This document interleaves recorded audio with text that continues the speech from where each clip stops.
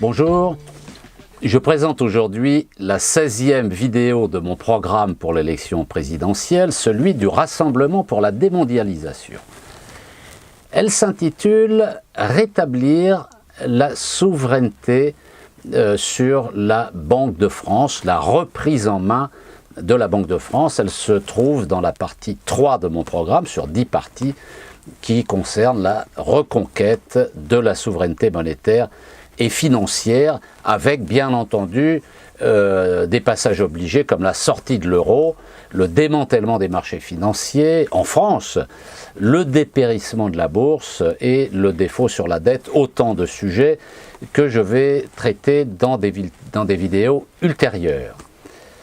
La présente vidéo fait donc suite à la vidéo numéro 15 qui traitait du contrôle des changes et des mouvements de capitaux, et elle fait partie d'une série de vidéos montrant les différentes mesures à prendre pour sortir de l'euro et de l'Union européenne, pas pour le plaisir, mais parce que c'est la condition pour créer un vrai plein emploi de qualité sans précarité.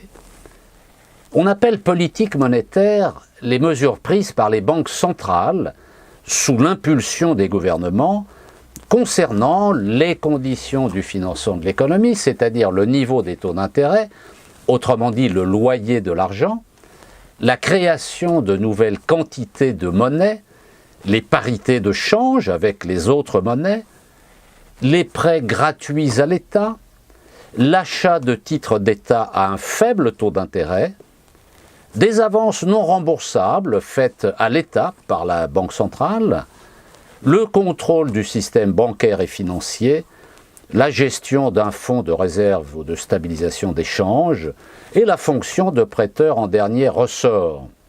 Voilà le rôle de la Banque de France. La politique monétaire décidée par le nouveau gouvernement, que nous appelons de nos vœux, reposera sur un principe central: assurer un plein emploi de qualité et sans précarité dans le cadre d'une mutation écologique du mode de production.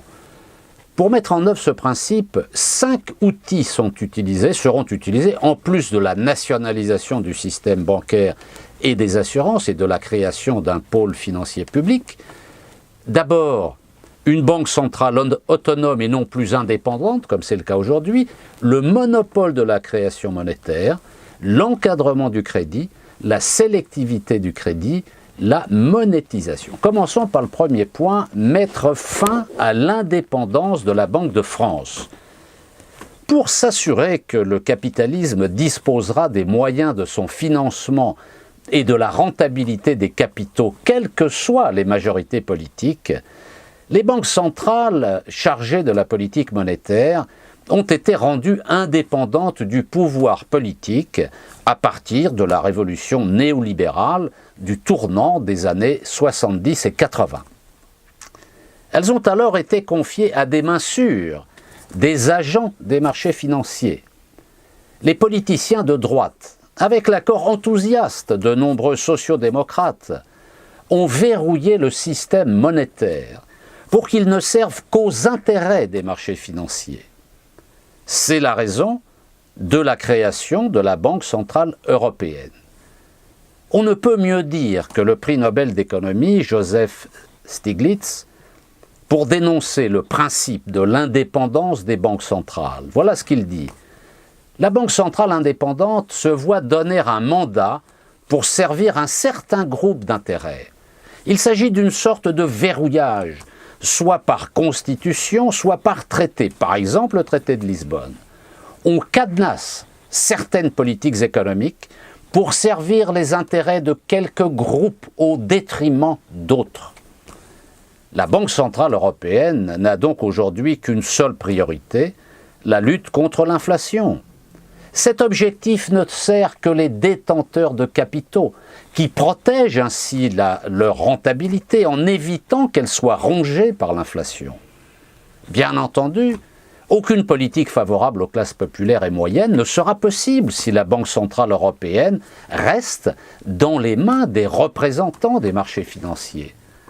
C'est pourquoi, dès sa victoire électorale, la nouvelle majorité que nous voulons voir gagner devra changer d'attitude par rapport à ses prédécesseurs et tenir compte des leçons du passé. Sans attendre et conformément aux engagements pris par cette majorité, l'action devra être engagée pour quitter l'euro et rompre avec la BCE. Pour mener cette politique, le contrôle du peuple par l'intermédiaire du Parlement sera rétabli sur la politique monétaire et donc sur la Banque de France. Une loi devra être votée dans les meilleurs délais pour mettre fin à l'indépendance de la Banque de France et lui donner un statut d'autonomie. Renoncer à l'indépendance de la Banque de France ne signifie pas pour autant la rendre totalement dépendante du gouvernement comme peut l'être un ministère. Car le gouvernement aurait alors, comme disent des experts, une marge de déviation pernicieuse. En effet, en cas de conjoncture plus mauvaise que prévu, le gouvernement peut avoir tendance à laisser filer la création monétaire. La notion d'autonomie de la Banque centrale paraît la plus adéquate. Par exemple, le personnel de la Banque de France doit disposer d'un statut particulier le mettant à l'abri des pressions politiques, particulièrement les dirigeants de la Banque centrale. La politique monétaire doit être définie par le Parlement et non par la Banque de France elle-même, ou seulement par le gouvernement. Cependant, comme le rappelle la nationalisation de fait de la Banque de France en 1936 au Front populaire, c'est le pouvoir politique, émanation du peuple, qui doit contrôler toujours en dernier ressort la politique monétaire et la Banque centrale. En cas de difficulté, le gouvernement pourra même réquisitionner la Banque de France. Deuxièmement, assurer le monopole de la création monétaire. Les pays qui reprendront en main leur banque centrale pourront alors retrouver le monopole de la création de leur monnaie, soustraire cette activité essentielle des griffes des banques privées et finalement recouvrer leur indépendance et leur souveraineté monétaire. Beaucoup de citoyens croient que l'argent en circulation appartient à l'État. Ils ont à la fois tort et raison. Ils ont tort car la Banque de France a abandonné son monopole de création monétaire, scriptural, en le transférant aux banques privées. Mais ces citoyens ont raison dans le principe, car c'est bien à l'État de conserver ce monopole. À cet égard, deux outils de politique monétaire seront réactivés, l'encadrement du crédit et la sélectivité du crédit. Troisièmement, remettre en place donc l'encadrement du crédit. Il consiste pour un gouvernement à fixer à la Banque centrale du pays la mission de déterminer les taux de progression maximum imposés aux banques privées, ou nationalisées d'ailleurs, pour la distribution des crédits. C'est un dispositif très simple, très efficace et aux effets immédiats, qui permet d'éviter la politique d'argent cher. Chaque banque se voit allouer une enveloppe de crédit, les parts de marché sont ainsi gelées, la concurrence entre les banques change de nature. La course au gigantisme et à la rentabilité des fonds propres pour rémunérer les actionnaires, au détriment de la sécurité des fonds déposés par les épargnants et le financement de l'économie, sont stoppés net grâce à la nationalisation du secteur en son entier, comme le seront aussi les opérations spéculatives à effet de levier. En revanche, la concurrence portera sur la qualité de la relation avec les clients, qu'ils soient des particuliers ou des petites, moyennes et même de grandes entreprises. Le système ne sera pas centralisé.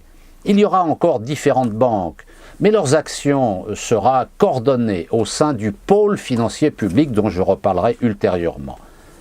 La compétence et la modestie reprendront le pas sur l'incompétence et l'arrogance des banquiers. Grâce à l'encadrement du crédit, la création monétaire restera du seul ressort de la Banque centrale.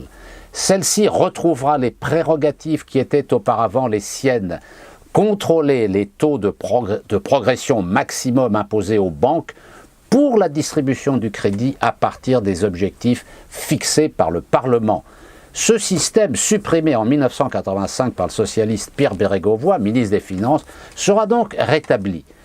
Quatrièmement, remettre en place la sélectivité du crédit. Jusqu'en 1986, avant que le même ministre des Finances Bérégovoy supprime cet instrument, le gouvernement pouvait donner des instructions aux banques concernant le niveau des taux d'intérêt à accorder à tel ou tel secteur de l'économie, à partir bien entendu d'une orientation définie par le Parlement. Les banques étaient ainsi le relais obligé des politiques publiques pour soutenir des branches économiques particulières en leur accordant des taux d'intérêt plus bas qu'aux autres. Parfois même, ces taux d'intérêt étaient bonifiés. Prenons l'exemple des délocalisations. Certaines entreprises privées qui s'endettent aujourd'hui le font pour placer leurs fonds ailleurs, en particulier pour financer les délocalisations. En France, en 2009, le phénomène a représenté 150 milliards d'euros. L'encadrement du crédit et sa sélectivité empêcheront définitivement ces opérations sans qu'aucune difficulté technique ne puisse être opposée. C'est très simple à faire. Prenons un second exemple, celui des prêts accordés par les banques aux hedge funds, aux opérations de LBOs et à celles de fusion et acquisition. Toutes ces opérations ont pour point commun d'être uniquement à vocation spéculative, sans aucun rapport avec le développement harmonieux de l'économie et des entreprises concernées. Les banques, complices de ces opérations par les prêts qu'elles leur accordent, ne pourront plus agir en sens contraire de l'intérêt général. Ces prêts seront purement et simplement interdits. La pompe à finances sera arrêtée. Les spéculateurs seront asphyxiés. Avant le passage de la révolution néolibérale, pour contrôler ce système, les banques devaient remettre à la Banque de France, chaque fois qu'elles atteignaient 25 millions de francs, un bilan complet de leurs opérations avec le détail des prêts accordés. Un bilan annuel était remis aux autorités publiques. Ce contrôle sera rétabli. Grâce à la sélectivité du crédit, on peut aider particulièrement certaines branches d'activité ou au contraire en freiner d'autres. Il est alors possible d'exiger que les crédits bancaires s'attachent en priorité à financer les projets conformes aux objectifs nationaux, par exemple la mutation écologique du mode de production. Cinquièmement, utiliser la monétisation. La Banque de France pourra faire comme celle des États-Unis, où en mars 2009, pour ne prendre que cet exemple, la Banque centrale américaine a annoncé qu'elle achèterait 300 milliards de dollars de bons du Trésor américain et fin 2010, à nouveau 600 milliards de dollars. En outre, la Réserve fédérale a versé 46 milliards de dollars au Trésor américain en janvier 2010 qui proviennent des intérêts réalisés sur ces opérations. Au lieu d'emprunter sur les marchés financiers, les États doivent pouvoir se financer en partie auprès de leur banque centrale. C'est ce qu'on appelle la monétisation.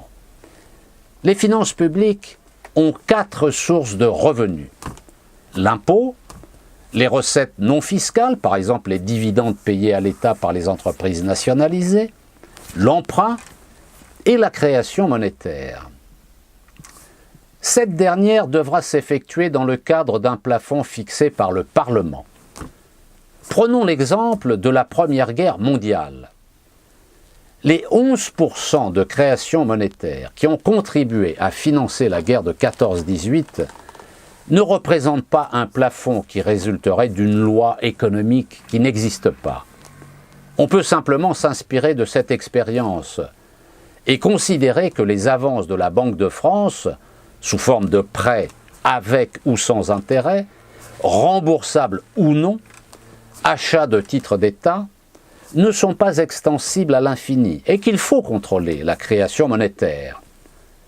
Un plafond de 15% des dépenses publiques sous forme de création monétaire peut être admis pour notre démonstration. En 2015, La loi de finances a prévu 279 milliards d'euros de recettes fiscales, 14 milliards d'euros de recettes non fiscales et 188 milliards d'euros d'émissions nettes de dette. Le total fait 481 milliards d'euros. On peut donc envisager des avances non remboursables, sans intérêt, par la Banque centrale, soit environ 70 milliards d'euros. Petite parenthèse, on peut toujours payer des intérêts à la Banque de France sur les obligations qu'elle achètera au Trésor. Mais la Banque de France, en fin d'année, comme le fait par exemple la Banque centrale américaine, je viens de le montrer, paiera à l'État une sorte de dividende. Autant annuler les intérêts immédiatement pour éviter une opération blanche.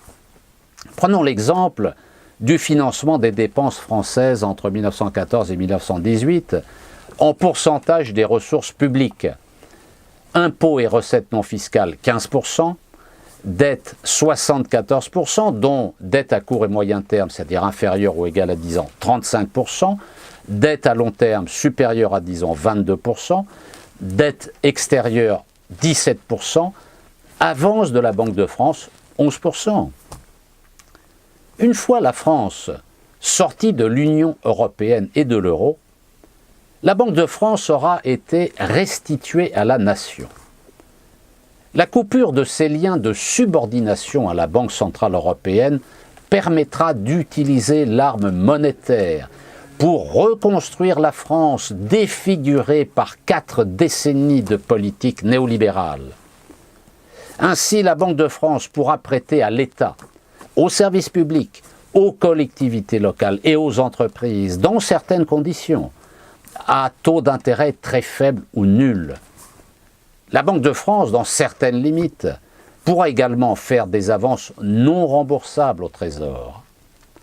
Dans la phase de sortie de l'euro, le franc sera rétabli comme monnaie de la République et ne sera pas convertible. Son taux de change avec l'euro sera de 1 pour 1. Dans la vidéo qui va suivre, la numéro 17, je traiterai de l'annulation de la dette publique et de sa restructuration.